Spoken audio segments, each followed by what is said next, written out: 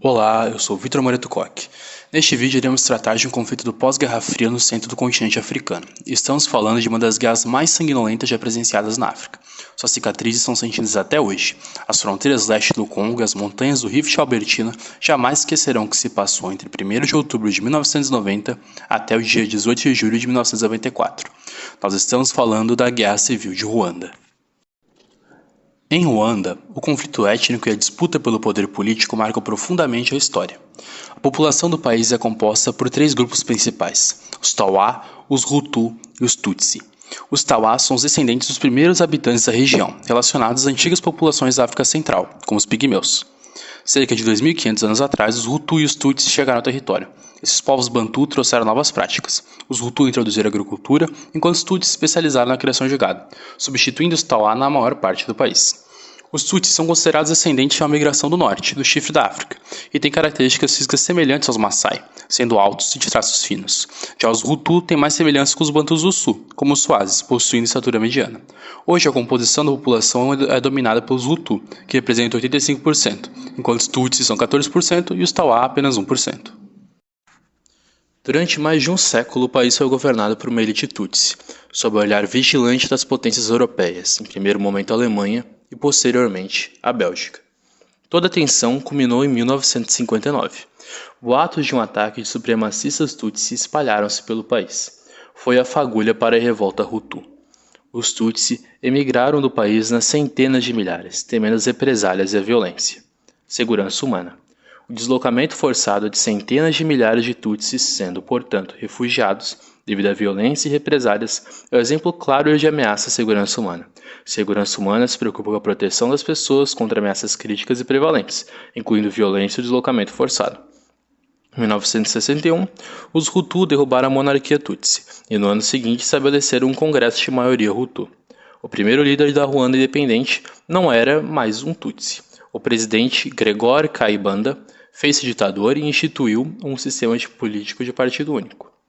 Não demorou para que o ambiente interno conturbado começasse a influir nas fronteiras, visto que grupos de Tutsi organizaram-se nos limites do país. De certa maneira, Ruanda já nascia o estado natimorto, falido, com dificuldades fatais para manter a coesão interna. O conflito em Ruanda intensificou-se ao longo dos anos. Em 1973, Juvenal Habyarimana, da maioria Hutu, assumiu o governo e implementou políticas implacáveis de perseguição. Durante seu governo, cotas étnicas foram estabelecidas nos serviços públicos, desfavorecendo os Tutsi. O governo Hutu, em discurso oficial distorcido, priorizava a segurança humana sobre a segurança estatal, considerando os Tawa e os Tutsi como raças inferiores. A mídia estatal disseminava a crença que os Tutsi eram uma praga, referindo a eles como Yenens, ou baratas, e promovia a supremacia Hutu em sua programação. Polarização e propaganda. A disseminação de boatos sobre ataques supremacistas Tutsi é um exemplo de como a propaganda e desinformação podem ser usadas para polarizar a sociedade e incitar a violência, afetando a segurança interna e regional.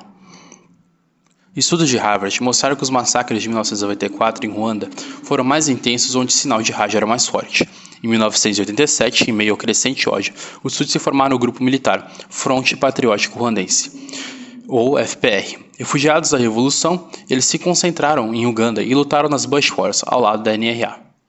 Esse prestígio no exército ugandense permitiu aos FPR criar lideranças, desenvolver seu braço armado e sonhar com o retorno à sua terra natal. Risco de espalhamento regional do conflito. O ambiente interno conturbado começou a influenciar nas fronteiras, sugerindo risco de espalhamento do conflito para países vizinhos. Um conceito importante de segurança internacional que aborda como conflitos internos podem estabilizar regiões inteiras. Em 1º de outubro de 1990, milhares de militares ugandenses desertaram e invadiram Ruanda, avançando rapidamente e desbaratando as forças armadas ruandesas. No entanto, a morte do principal líder da FPR no segundo dia de ofensiva abalou o moral das tropas e permitiu ao governo Hutu reagir. Habyarimana pediu ajuda à França e à Bélgica, alegando que o Estado estava em risco iminente e que a necessidade de se impor a necessidade de proteger era urgente, salvaguardando cidadãos europeus e ruandeses. Tropas congolesas foram enviadas para reforçar a segurança regional. As forças estrangeiras chegaram e impediram a continuidade da ofensiva, justificando sua intervenção com o princípio da responsabilidade de proteger, para evitar o genocídio das populações brancas e Hutus. O esforço de guerra dos Tutsi para manter o cinetismo do avanço foi destruído. Em dezembro de 1990, o movimento Hutu Power proclamou seus princípios nos 10 Mandamentos Hutu, publicado no jornal Kangura.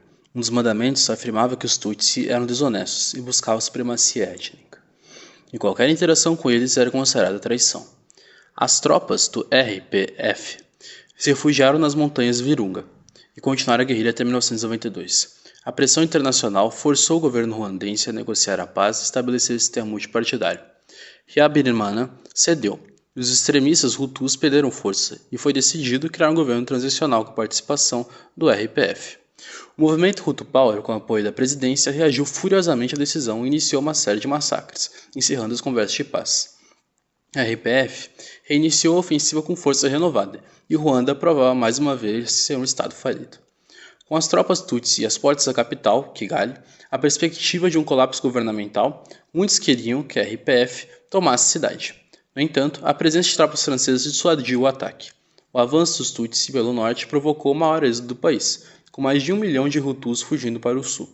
Os líderes da RPF concordaram com cessar-fogo e novas conversas de paz foram estabelecidas.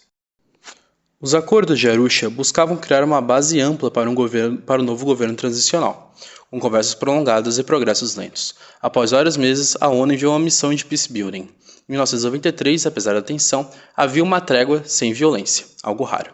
No entanto, o desfecho não foi feliz. No final do ano, o avião do presidente Habyarimana foi derrubado em circunstâncias incertas. Em poucas horas, os esforços nacionais e internacionais se desintegraram. As mensagens de rádio que pregavam a supremacia Hutu surtiram efeito, e começou o maior genocídio em décadas. Em 6 de abril de 1994, o avião do presidente Juvenal Habyarimana foi abatido enquanto se aproximava de Kigali, desencadeando uma crise de proporções inimagináveis. Um comitê de crise formado por líderes extremistas Hutus assumiu o controle do país, promovendo um golpe violento contra qualquer oposição.